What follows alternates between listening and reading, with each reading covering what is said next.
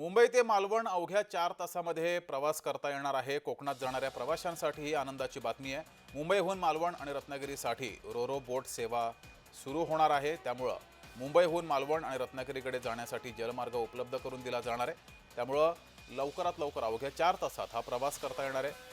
गणपतीच्या वेळेस मोठ्या प्रमाणात रस्त्यावर गर्दी असते, त्यासाठी कोकणवासियांना हा मार्ग सुकर होणार आहे। इथला आढावा घेतला आमचे प्रतिनिधी महेंद्र जोईल यांनी। पाहूयात।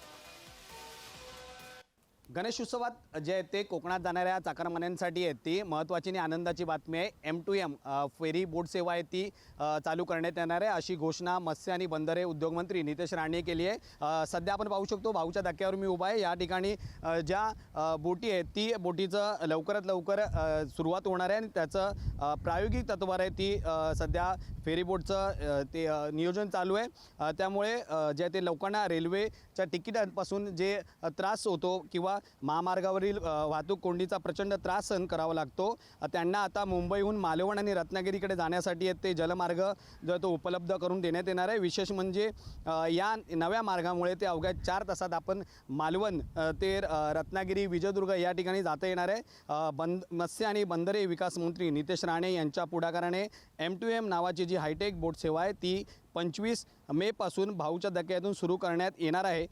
त्यामुळे या सेवेत मुळे चाकरमान्यांना 4.5 तासात मालवण विजयदुर्ग तर केवळ 3 तासात रत्नागिरी गाठणे शक्य होणार आहे। ही सेवा माझगाव डॉक येथून सुरू होणार आहे। अत्याधुनिक बोटीच्या सहाय्याने प्रवास जलद आणि सुरक्षित आणि आरामदायक ठरणार आहे। त्यामुळे यामुळे गणपतीला गावी जाणाऱ्या ज्या चाकरमान्या आहेत त्यांच्यासाठी ही आनंदाची आणि महत्त्वाची बातमी असणार आहे।